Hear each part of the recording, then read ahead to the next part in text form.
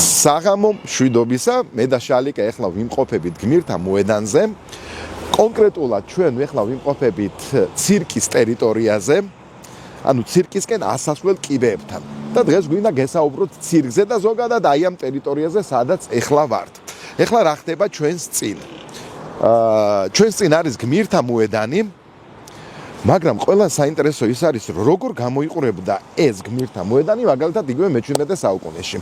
რაც თავარი არის, აქ რაღაცა სავაჭრო გზასავით აუცილებლად გადიოდა, არის ამაზეც საუბარი. სავაჭრო გზები ძირითადად გადის იქ, სადაც არის მდინარეები და აი აქ, სადაც მდებარეობს ცირკი მეთქი ზოოპარკი 1927 წელს ის ზოოპარკი როგორც ასეთი დაარსდა. ზოოპარკის გვერდით გაედინება ეს მდინარე ვერა და შემდეგ ჩაედინება მტკვარში. აი ამ მდინარე ვერაზე, როგორც ჩანს, გადაჭიმული იყო, ესეც ფიქსირდება სხვადასხვა წერილობით წყაროებში, ხიდი. არქეოლოგიური ნაშთები აი ამ ხიდის თბილისური აგურით, როგორც ასეთი იქნა ნაპოვნი.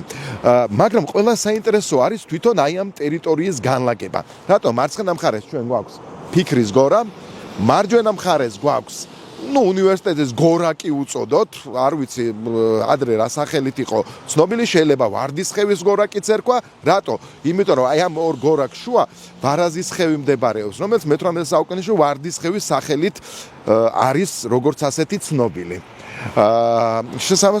შესაძლოა ვარდისხევის გორაკიც რქმეოდა მას. და იქ სადაც ჩვენ ეხლა ვიმყოფებით, ბორცვი, სადაც ცირკი მდებარეობს და მარცხენა მხარეს კიდე ერთი ბორცვი გვაქვს. მარცხენა მხარეს 30-იან წლებში იწყება მშენებლობა ყოფილი ჩელუსკვნელების ხიდის. იმ ხიდის, რომელსაც დღესდღეობით ჩვენ თამარის ხიდს ვეძახით. მაგრამ ყველა საინტერესო ის არის, რომ აი ეს ბორცვი, აი ეს ორ კლდეს შორის, ორ ბორცვს შორის გაჭრილი იყო 1935 წელს და საბოლოოდ აი ეს გზა დაკავშირდა ჩელუსკინელებთან და შემდეგ შეიძლებოდა უკვე ვაგზლის მოედანზე აქედან ასვლა. მაგრამ რატო გაკეთდა ეს ყველაფერი? მთავარი მიზეზი გახდათ ის, რომ კომუნიკაცია მარცხენა და მარჯვენა სანაპიროს შორის, მტკვრის მარცხენა და მარჯვენა სანაპიროს შორის საკმაოდ რთული იყო. რატომ? მაგალითად, თუ გინდოდა მოხვედრილიყავი იგივე ვაგზლის მოედანზე, შენ მაგალითად თუ ძველი თბილისიდან მოდიოდი, ან უნდა გესარგებლა ყოფილი ვორონცოვის ხიდით, ან უნდა გესარგებლა დღევანდელი გალაქტიონის ხიდით და ის შემდეგ უკვე გადასულიყავი როგორც ასეთი და მოხვედრილიყავი იქ, სადაც ვაგზლის მოედანი არის.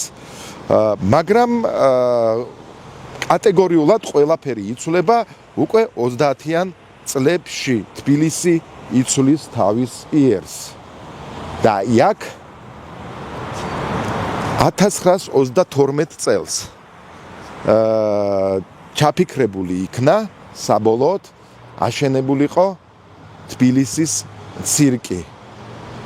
მრავალი პროექტი იყო წარმოდგენილი, მაგრამ ყველა პროექტ შორის გაიმარჯვა პროექტმა, რომლის ავტორები იყვნენ ნეპრინცევი, იყო ესეთი არქიტექტორი, ურუშაძე და კიდე ერთი არქიტექტორი სტუანცი, თუ არ ვწდები, ესეთი გვარი ქონდა, აი ამაში შეიძლება ვწდებოდა. მოკლედ და 1940 წელს აი ამ ბორცვის ადგილას როგორც იქნა თბილის გმირთა მოედანს ზემოდან დაადგეს ცირკის მრგვალი შენობა. აი ცირკის შენობაზე უკვე და ზოგადად ცირკზე ზემოთ ვისაუბრებთ. ლასი ვაწაძე, შალიკა სტუდია სპეციალურად თქვენთვის.